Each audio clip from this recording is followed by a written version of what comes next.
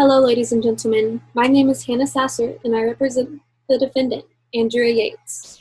Your Honor, this court should appeal my request to decrease or terminate the sentencing of my client, a phenomenal and caring mother who became a victim of mental illness. You are here today because my client has been wrongfully sentenced for the drowning of her 5 children. There is substantial evidence that presumes Ms. Yates is not guilty by reason of insanity. Ms. Yates was born to a loving and very religious family in Hallsville, Texas. They supported her to do well in everything she did, especially school. Ms. Yates was captain of the swim team, a very bright student and member of the National Honor Society, who later became valedictorian of her graduating class. She then went on to pursue her dreams of becoming a nurse and attended the University of Houston and later graduated from the University of Texas Nursing School. During her teenage years, my client started to experience the pre-symptoms of mental dysfunction. She struggled with bulimia and suicidal thoughts. However, under the care of doctors, she was presumed to be cured. Times change, people change, and for my client's case, her plans changed after she met her husband, and after the conception of their first son, she decided to drop out of nursing and become a full-time mother. Andrea continued fulfilling the prophecy as she had 4 more children. All of the neighbors questioned had nothing but good things to say. Miss Yates was a wonderful mother, very religious, but something went wrong. How could a normal mother drown her 5 babies with no motive and be facing the death penalty in 5 cases of capital murder? Today, the facts will show you that there is only one logical explanation: mental illness, a very real and serious disease. When you listen to the testimony, it is important that you understand that the prosecution has to find some proof that my client is guilty.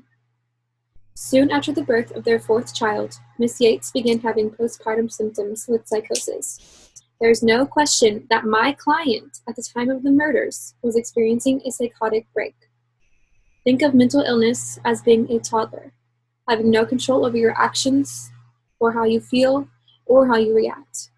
There is no question that my client, at the time of the murders, was experiencing a psychotic break.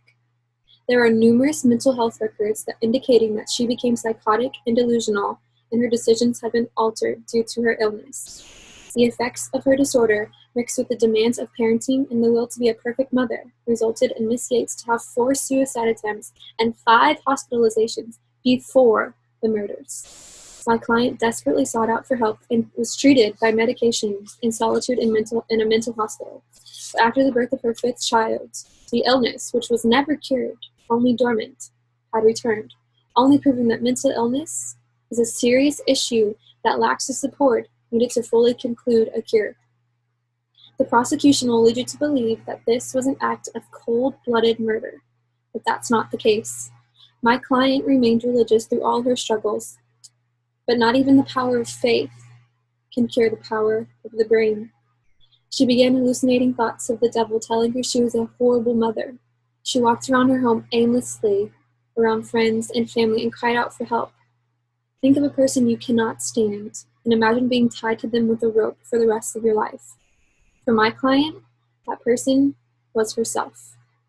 Her children began acting out and misbehaving with the taunting thoughts of the devil. She feared that their chances of going to heaven were going to be altered. To save them from the cruelty of this world, as they were still innocent and will remain innocent forever, she killed them in hopes that they were on the way to heaven, in turn saving them from Satan.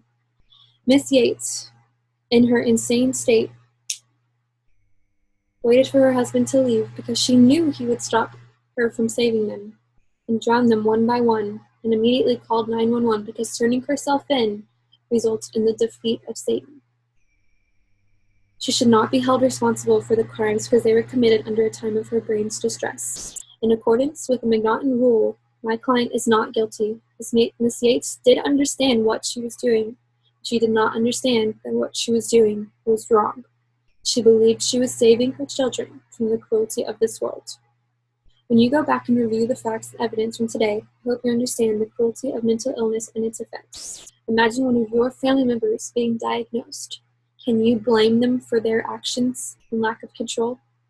And I ask you to submit a verdict of not guilty by reason of insanity. Thank you.